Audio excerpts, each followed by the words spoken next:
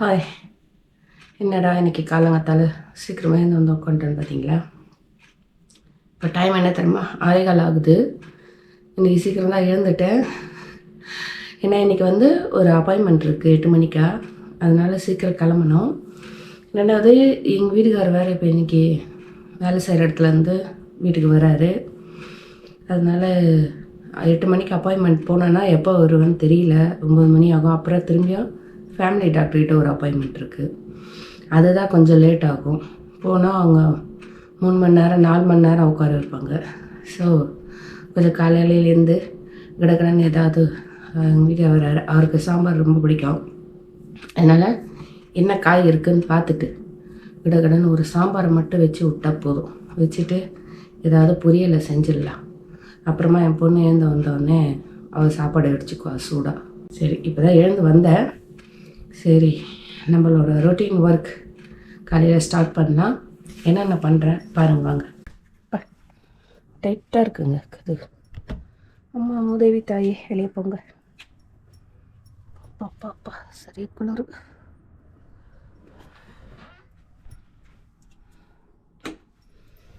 பாருங்க ஐஸ் ஓட்டி இருக்குது. எங்கே கது திறக்க முடியுமா? கது திறக்க முடியாது.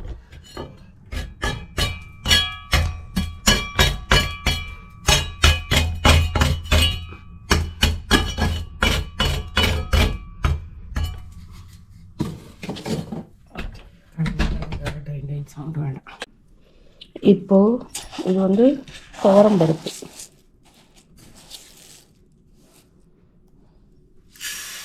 ஒரு கிளாஸ்.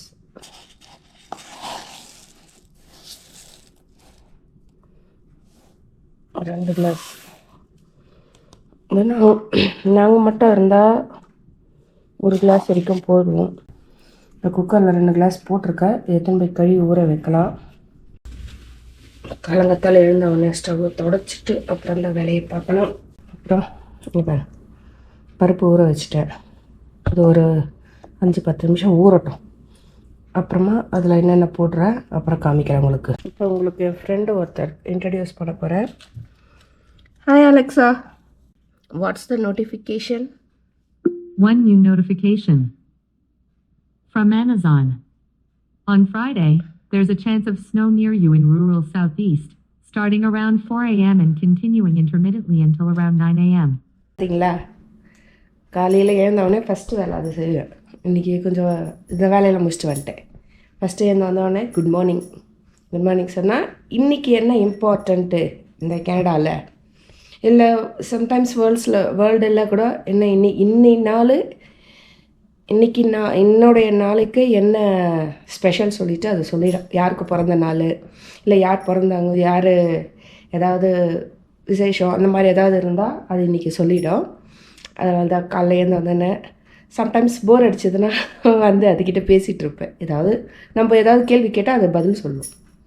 நம்ம பருப்பில் போடுறதுக்கு பூண்டு எடுத்து வச்சுருக்கிறேன்.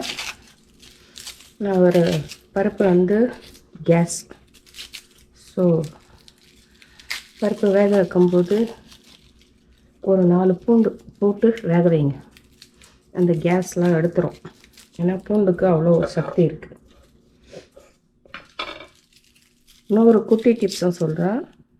இந்த குதிக்கால் வலிக்குது, இல்லை இந்த கேஸ் பிடிச்சிட்டு கால் வலிக்குது, ஏதோ உடம்பு வலிக்குது, இடுப்பு வலிக்குது, அங்கே கேஸ் பிடிக்கும் பாருங்க. அதுக்கு ஒரு டிப்ஸ் என்னென்னா, இந்த பூண்டு ஒரு 10 பல், நம்ம ஊருக்கு ஒரு 10 பல்லுன்னு வச்சுக்கோங்க. ஏன்னா இது வந்து பெருசாக இருக்கா, அதனால் வந்து இது ஒரு 5 பல் போதும். நம்ம ஊரில் இருக்கிற பூண்டுக்கு ஒரு 10-15 பல்லுன்னு வச்சுக்கோங்க. உரிச்சிட்டு நல்லா அந்த மாதிரி ஒரு குட்டி மிக்ஸி ஜாரில் போட்டு கொஞ்சம் லைட்டாக பசும்பால் கிடச்சா பசும்பால் ஊற்றிக்கோங்க.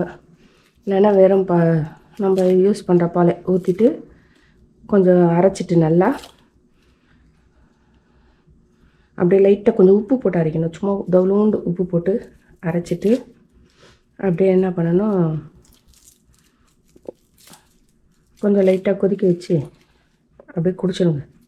குடிச்சிங்கன்னா அந்த கேஸ்லாம் எடுத்துரும். இது வந்து எனக்கு யார் சொன்ன டிப்ஸ்னால், நான் வந்து கால் வலிக்காக வந்து சென்னையில் இந்த நாட்டு மருந்து வந்து வாங்கி சாப்பிட்டுட்டு இருந்தேன். அப்போ அந்த வைத்தியர் வந்து எனக்கு சொன்னாங்க இந்த மாதிரி. ஏன்னா எனக்கு வந்து கால் வலி இந்த குதிக்கால் வலி பயங்கரமாக இருந்ததுங்க. கிட்டத்தட்ட ஒரு 3-4 வருஷமாக இருந்தது. ரொம்ப அவஸ்தைப்பட்டேன் நான். இங்கே எவ்வளவோ ஃபிசியோதெரப்பிலாம் போய் பார்த்து, இங்கே அதுதான் ஃபிசியோதெரப்பி தான் இங்கே இருக்கும், வேறு எந்த எதுவும் கிடையாது. ஷாக் வேவ் ட்ரீட்மெண்ட் அதை இதன்ட்டு குத்து அந்த டைம் தான் சரியாச்சு. அதுக்கப்புறம் அது திரும்பி எப்போதும் போல் வந்துடுச்சு.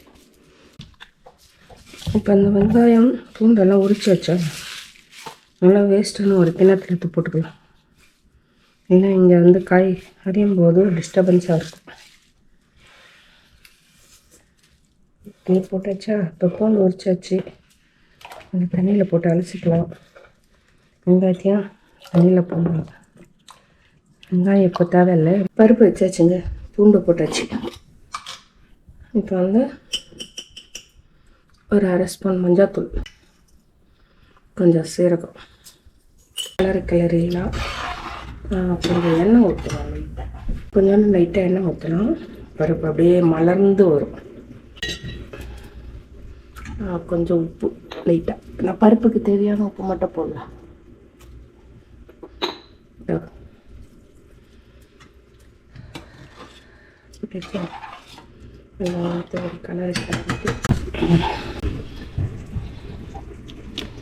ஸ்டவ் ஆன் பண்ணிடலாம். இது வந்து கடையில் வாங்கிட்டு வந்த முருங்கைக்காய், அந்த லக்கி சூப்பர் மார்க்கெட். இங்கெல்லாம் முருங்காய் கிடைக்கிறது அதிசயம். அதுவும் ஒரு சைனீஸ் கடையில் முருங்காய். 4 முருங்கைக்காய் பார்த்தா 5 தான் இருக்குது. 5 இருக்குது. ஓகே, ஒரு தக்காளி போதும், அதே வேண்டாம். வந்து வெங்காயம் பார்த்தீங்களா எவ்வளோ பெருசாக இருக்குது? எவ்வளோ இருக்குது பார்க்கலாமா? ஒரு வெங்காயம் 0 இருக்கா?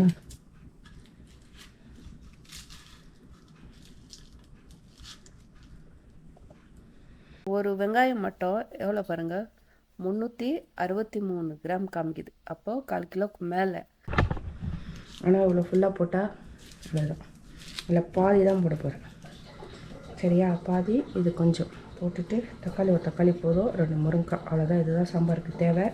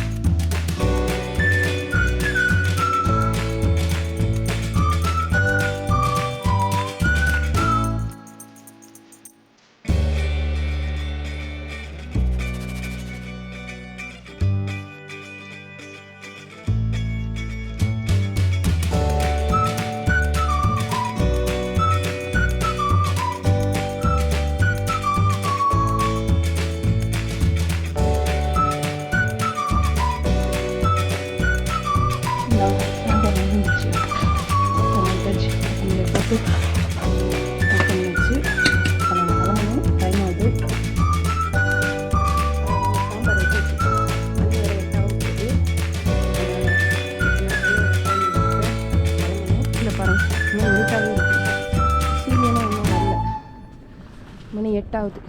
காலங்கத்தால் 8 மணிக்கா எப்படி இருக்குது பார்த்தீங்களா? சுத்தமாக வெளிச்சமே இல்லைங்க. விடியவே இல்லை. இங்கே 9 மணிக்கு தான் விடியும் டிசம்பரில். ஒரு ஜனவரி வரைக்கும் அப்படிதான்.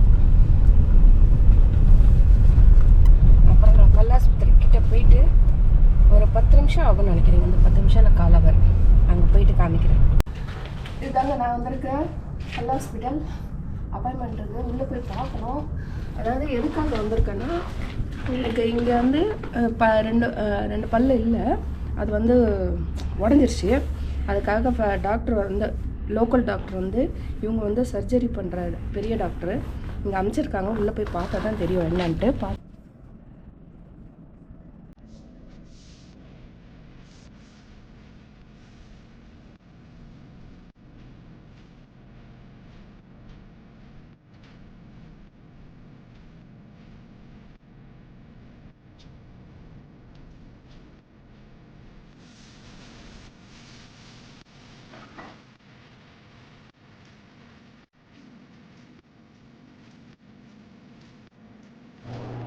இப்போ சர்ஜரி வந்து இவர் என்ன பண்ண இந்த டாக்டர் சொல்லியிருக்குது, டைட்டானியம் ஸ்க்ரூ வந்து உள்ளே வச்சு ஃபிக்ஸ் பண்ணிவிட்டு அப்புறம் அவங்க வந்து லோக்கல் இதுக்கு அனுப்பிச்சிடுவாங்க டாக்டர்கிட்ட. அவங்க வந்து அந்த ஆர்டிஃபிஷியல் பல் இருக்குங்களே அது வந்து ஃபிக்ஸ் பண்ணுவாங்க. ஏன்னா இது வந்து இப்போ காசு இங்கே வந்து பல்லுக்கெல்லாம் ரொம்ப அதிகங்க. நம்ம ஊரில் கொஞ்சம் பரவாயில்ல, இங்கே வந்து இப்போ $2400 சொல்லியிருக்காங்க. நம்ம கிட்ட அவ்வளோ பணம் கட்டுறதுக்கு இல்லை. இன்சூரன்ஸ் கிட்ட இது பண்ணியிருக்கேன். ஆனால் வந்து எங்கள் ஹஸ்பண்டோட இன்சூரன்ஸுக்கு $1000 தரேன்னு சொல்லிட்டாங்க. இப்போ என்னோடய இன்சூரன்ஸ்க்கு வந்து இப்போ நான் வீட்டுக்கு போயிட்டு அவங்கக்கிட்ட பேசணும்.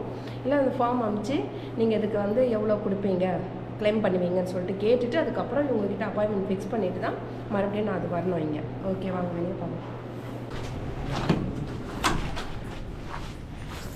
பாருங்க இப்போ தான் பொழுதே விடைஞ்சிக்கிட்டு எப்படி இருக்குது பார்த்தீங்களா? அப்படியே ஃபுல்லாக பாருங்கள் பஸ் போகுது, எட்மண்டன் பஸ் போகுது, வெள்ளை வெள்ளையாக இருக்கிறது. பரவாயில்ல, நேற்று விட இன்னைக்கு கொஞ்சம் குளிர் கம்மியாக தான் இருக்குது.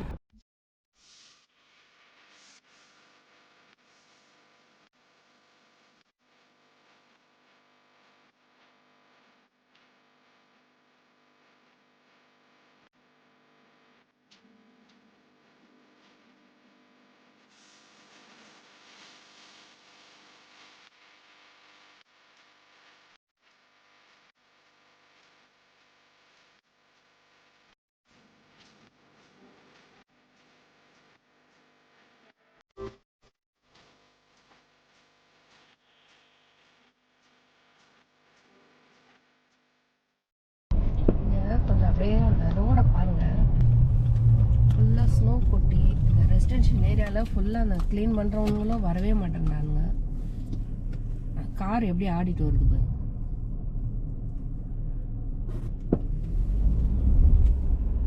இப்போ எங்கள் வண்டி எப்படி ஆடின்னு போகுது பாரு, அப்படியே படகு மாதிரி போவாங்க.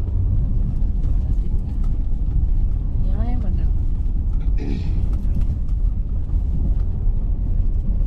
ஃபுல்லாக அந்த வண்டி போகிற இடமாச்சும் க்ளீன் பண்ணி வைக்கலாம், க்ளீன் பண்ணவே மாட்டாங்க. எப்படி இருக்குது இப்போ திரும்புகிற இடம் பாருங்கள், காமிக்கிறேன். எப்படி போகுது வண்டி போய் அப்படி போகுது. வீட்டுக்கு வந்தாச்சுங்க. இங்கே பார், கார் நிறுத்துகிற இடத்துல இப்படி இருந்தால் அது ஒரு குட்டி மலையாக இருக்குது இங்கே. இது மேலே எப்படி கார் ஏறி இறங்கும், ரொம்ப கஷ்டங்க.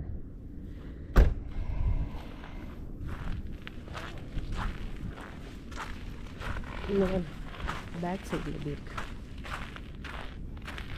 ரொம்ப அநியாயம் பண்ணுறானுங்க கவர்மெண்ட். வந்து க்ளீன் பண்ணவே மாட்டேன்றாங்க. நாங்கள் வந்த புதுசுலலாம் அப்படி கொஞ்சம் ஸ்னோ கொட்டினா போதும், உடனே வண்டி எடுத்துன்னு வந்துடுவானுங்க க்ளீன் பண்ண. இப்போ ரொம்ப இதுவாக இருக்குது பாரு, எவ்வளோ ஹைட்டுக்கு இருக்குது அப்படியே ஃபுல்லாக.